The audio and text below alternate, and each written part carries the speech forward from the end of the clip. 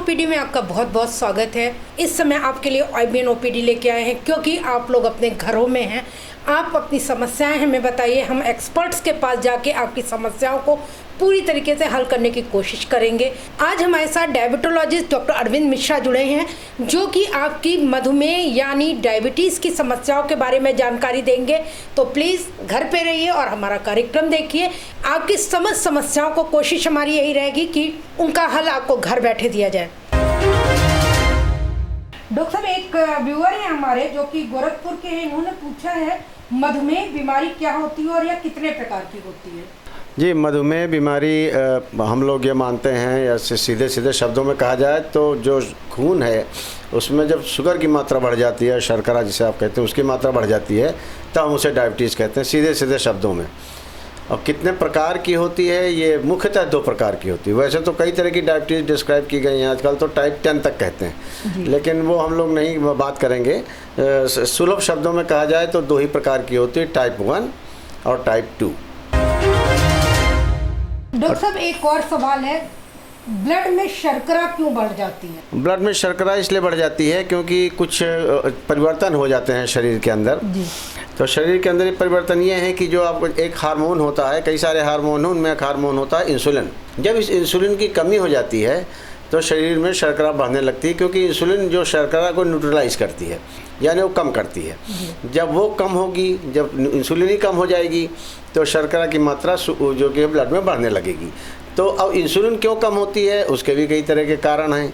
जैसे कि एक कारण ये है कि आपके शरीर में इंसुलिन बने ही ना, उसे हम लौट कर आते हैं उसी बात पे कि उसे हम टाइप 1 कहते हैं कि जब इंसुलिन बनती ही नहीं है तो टाइप 1। तो ये यूजुअली पाई जाती है छोटे जवान लोगों में, जैसे बच्चों में, और करीब 25 से 30 वर्ष तक इसका जो कि है टाइप 1 का प्रादुर्भाव देखा गया है।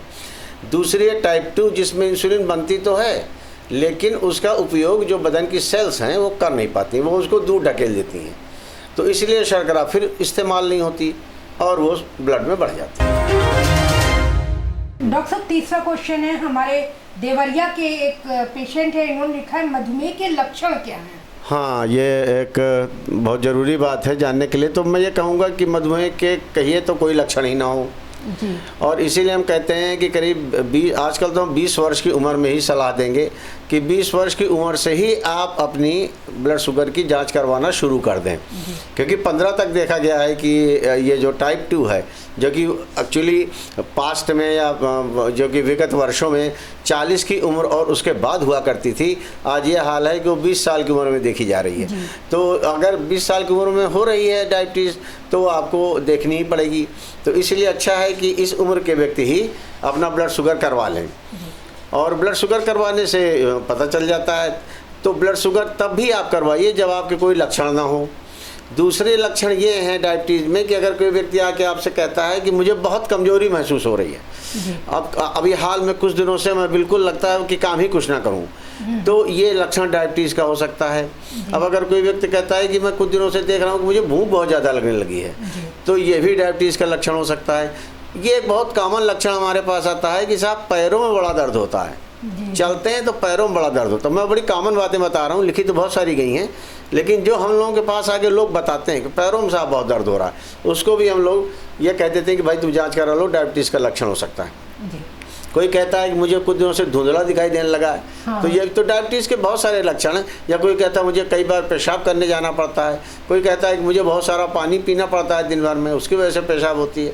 तो दिमाग में आ जाता है कि ये शायद डायबिटीज़ का मरीज हो और उसको जो कि है जांच करानी ज़रूरी है। लेकिन ये तो वो बात हुई जो 20 से 25 साल के लोगों के बाद की है। हम तो इस बात पर ज़रूरी और जनता को ये संदेश देंगे कि आप साहब 20 वर्ष के हैं तो आप ब्लड शुगर कराना शुरू कर दें और प्रतिवर्ष एक बार जांच जरूर कराएं।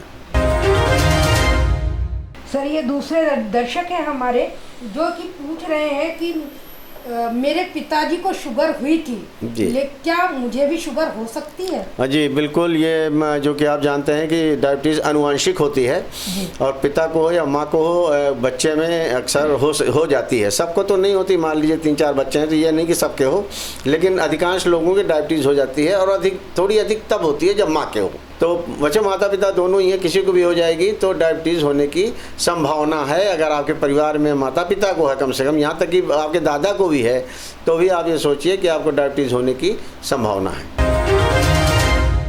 गुरुग्राम से हैं, इनका क्वेश्चन है मधुमेह का संदेह होने पर उसकी पुष्टि के लिए मुझे कौन सा टेस्ट कराना है? बिल्कुल सही है, क्योंकि अगर जांच नहीं जानेंगे तो करवाएंगे कैसे। तो ब्लड शुगर की जांच होती है, तो उसको बहुत अच्छी तरह से समझ लीजिए कैसे करवाना है, क्योंकि सब लोग बहुत गलत तरीके से करवाते हैं। मैं आपको बताता हूँ करना क्या है कि आप सुबह उठ करके बिल्कुल खाली पेट, बिल्कुल कुछ भी नहीं लेना है। मान लीजिए गर्मी का समय है और आप 5 बजे उठे और आपको प्यास लग रही है, तो 1-2 घूंट पानी आप उस वक्त पी लीजिए, लेकिन बिल्कुल 3-4 घंटे तक, मतलब बिल्कुल पेट खाली होना चाहिए। रात 10 बजे खाना खाने के बाद कुछ मत लीजिए, और सुबह 8 बजे बिल्कुल वही जो खाली पेट जिसे स्थिति आपकी है उसमें आप ब्लड निकलवा लीजिए, उसे हम कहते हैं फास्टिंग। इसके बाद आप नाश्ता कर लीजिए। नाश्ता आपका करीब 9 बजे तक हो जाना चाहिए। डायबिटीज़ में 9 बजे तक नाश्ता समाप्त हो जाना चाहिए। 11 बजे के आसपास कुछ फल खा लीजिए कोई छोटा सा, और 1 बजे आप लंच करिए। 1 बजे लंच करने के बाद या दोपहर का भोजन करने के 2 घंटे बाद यानी 3 बजे आप अपना ब्लड फिर निकलवाइए, और वो पीजी है, पोस्ट ग्लूकोज के लिए, पीपी है, पोस्ट प्रेंडियल, खाना खाने के बाद वाला। अगर आप ग्लूकोज पी के करवाएं तो आप सवेरे ही करवा सकते हैं। जैसे फास्टिंग आपने दे दिया, उसके बाद आपने जो की है करीब 75 ग्राम ग्लूकोज पी लिया, और 75 ग्राम ग्लूकोज में जब आपने पहला जो आपने घूंट पिया, वहाँ से आप टाइम रिकॉर्ड कर लीजिए, और फिर धीरे धीरे करके उसे पूरा पी जाइए, और उसके 2 घंटे बाद आप अपना शुगर निकलवा लीजिए। तो इसे हम लोग पीजी कहते हैं, पोस्ट ग्लूकोज। वो उससे भी आपको डायबिटीज़ का ज्ञान हो जाएगा। या खाने के बाद, जैसा हमने कहा 1 बजे खाने के बाद, और फिर 3 बजे निकलवाइए, तब भी आपको पता चल जाएगा कि आपके शुगर है। दोनों में से एक भी बढ़ी हुई हो तो शुगर माना जाएगा। डॉक्टर साहब, ये पेशेंट हैं नोएडा के, इन्होंने लिखा है मुझे तनाव बहुत रहता है, क्या हमें शुगर हो सकती है, मधुमेह हो सकता है? बल्कि उल्टी बात है कि तनाव होता भी है डायबिटीज़ के मरीजों में। डायबिटीज़ के मरीजों में बहुत सारे मानसिक सिम्टम्स आते हैं, जैसे एंग्जाइटी है, जो आप कहते हैं चिंता है, वो मरीज बहुत मतलब परेशान हाल दिखाई देगा, और बात करने में भी उसको लगेगा कि जैसे उसके पास समय नहीं हो, कहीं और भागना चाहता है, स्थिर नहीं रहते हैं, स्टेबल नहीं रहते। डिप्रेशन बहुत होता है, मतलब हर आदमी मुंह लटका बैठा रहता है। अगर शुगर बढ़ी हुई है तो उसका कहीं काम काज मन नहीं लगेगा, वो किसी अकेले कमरे में, अंधेरे कमरे में बैठा रहेगा। यहाँ तक कि साइकोटिक तक हो सकते हैं, मतलब ऐसे लोग हैं जो बिल्कुल अपने को भूल जाएं। जैसे आप साइकोसिस जानती हैं कि बिल्कुल एक पागलपन की स्थिति में आ जाए। तो इस तरह के कई सारे हैं। और अगर मान लीजिए कि डायबिटीज़ नहीं थी और तनाव हो गया, डिप्रेशन हो गया, तो उससे डायबिटीज़ पैदा हो सकती है। तो दोनों बातें हैं कि डायबिटीज़ कर सकती है और उससे पैदा भी हो सकती है। ये पेशेंट है लखीमपुर के, इन्होंने पूछा है हमारे पेशाब में शुगर आ रही है, क्या हमें डायबिटीज़ हो सकती है? पेशाब में शुगर आना हमेशा डायबिटीज़ नहीं होती, क्योंकि और भी बहुत सारे पदार्थ हैं जो पेशाब में निकलते हैं, और वो शुगर जैसा टेस्ट दे सकते हैं, पॉजिटिव हो सकते हैं। तो ऐसी स्थिति में अगर आपको मान लीजिए पेशाब में शुगर आ रही है, तो आप डायबिटीज़ का ट्रीटमेंट वहीं से नहीं करा सकते, ना कोई डॉक्टर आपका करेगा, वो ब्लड शुगर जरूर करवाएगा। तो आपका ट्रीटमेंट ब्लड शुगर के बाद शुरू किया जाएगा, क्योंकि वो मानक है, वो स्टैंडर्ड है। आपके यूरिन में पेशाब आने से हो सकता है कि आपको एक इशारा मिले। अगर आपको शुगर यूरिन में मिलती है तो आप ब्लड शुगर जरूर कराएं। संभव है कि आप डायबिटीज़ के मरीज हों। एक और दर्शक है सर हमारा, ये पूछ रहे हैं कि इनके पेशाब में चींटियां आती हैं, क्या इन्हें मधुमेह हो सकता है? ये भी बहुत सारे लोग आकर के सवाल करते हैं कि साहब पेशाब में चींटियां आना, क्या शुगर होगी पेशाब में? तो पर ऐसा नहीं है। पेशाब में और बहुत सारी चीज़ें आती हैं जिनमें चींटियां जो कि हैं उसको खाने जा सकती हैं। जैसे कि पेशाब का इन्फेक्शन हो, पस सेल्स आएँ, जो मवाद की जो पस सेल्स आती हैं, उनको भी चींटियां खाने पहुँच जाती हैं। या प्रोटीन किसी वजह से पेशाब में ज़्यादा है, जो 1000 कारण है, डायबिटीज़ में भी आता है, लेकिन और बहुत सारे कारण हैं जिन्हें प्रोटीन आता है। तो चींटियां प्रोटीन के लिए भी जा सकती हैं, और बहुत सारे पदार्थ हो सकते हैं जो मैंने कहा कि शुगर की तरह लगते हैं, तो चींटियां उनको खाने जा सकती हैं। तो चींटियां अगर लग रही हैं पेशाब में, तो फिर वही बात है कि संदेह तो पैदा होता है, तो आप अपना ब्लड शुगर करा लीजिए। लेकिन ये जरूरी नहीं कि ब्लड शुगर निकले, क्योंकि चींटियां कई अन्य पदार्थों के लिए भी जाती हैं।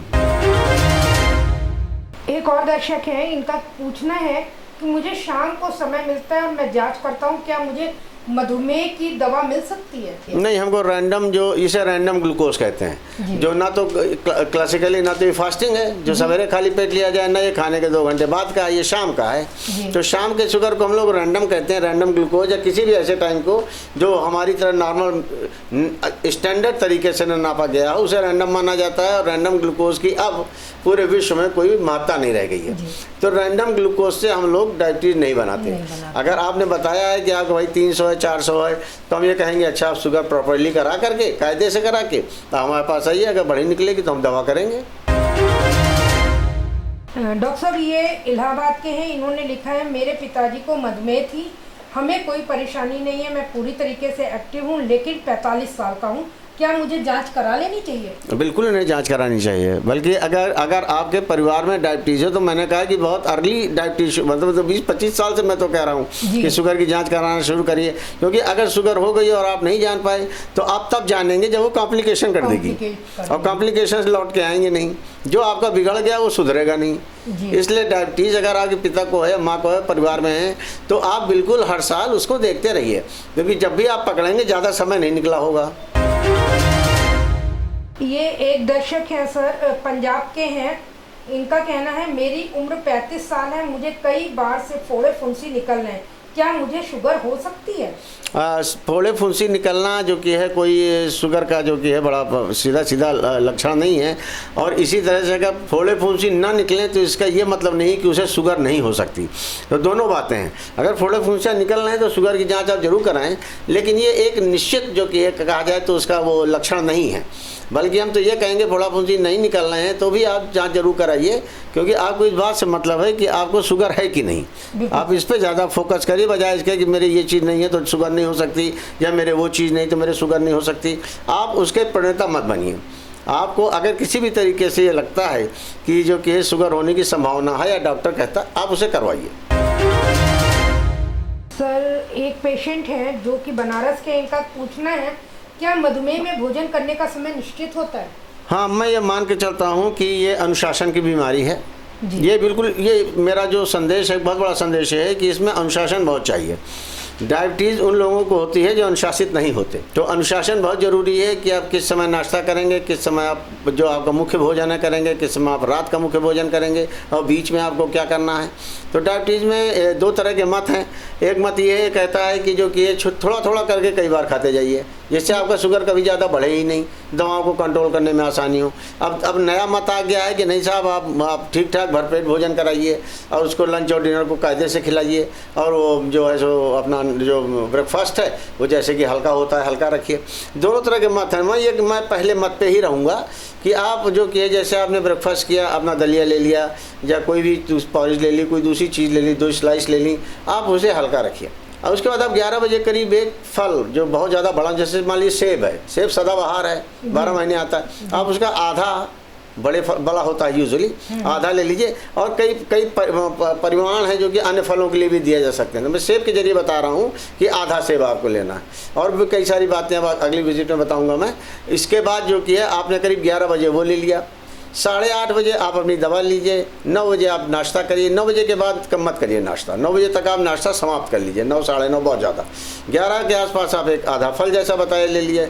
1 से 2 के बीच में लंच है, ठीक है, लंच आपने ले लिया। इसके बाद 3 से 4 के बीच में कुछ रिफ़्रेशमेंट है, जैसे कुछ लोग जो कि है लैया चना खाना चाहेंगे, तो इस तरह का रिफ्रेश, या फिर कोई ऐसी चीज़ आ गई जिसमें ज़्यादा कोई शुगर की वैल्यू ना हो, तो उस तरह से आपने ले लिया। शाम को 6-7 के बीच में आप चाय पीना चाहेंगे बिना शुगर की, और अगर आपको ब्लड प्रेशर वगैरह नहीं है तो आप नमकीन बिस्किट खा सकते हैं। इसके बाद फिर आपका 9 से 10 के बीच में डिनर आ जाता है। अगर आप कोई दवा खा रहे हैं तो आधे घंटे पहले आप उसे लेंगे, और अगर आप जो कि है नहीं ले रहे हैं तो सीधे 9 से 10 के बीच में आप अपना रात का भोजन, जिसे आप डिनर कहते हैं, कर लीजिए। तो इस तरह से थोड़ा थोड़ा करके कई बार आप ले लेते हैं, और उसकी वजह से शुगर नहीं बढ़ने पाती। तो अभी फ़िलहाल तो मेरा यही मत है कि भोजन इसी तरह से किया जाए और समयबद्ध किया जाए, अनुशासित होकर किया जाए। तो ये थे हमारे साथ प्रोफेसर अरविंद मिश्रा जी, जिन्होंने हमारे दर्शकों की समस्याओं को विस्तृत ढंग से समझाया। प्लीज़ अपने घरों में रहिए, सेफ रहिए, सुरक्षित रहिए, और नेक्स्ट ओपीडी में आपसे फिर मुलाकात होगी। तब तक देखते रहिए IBN भारत।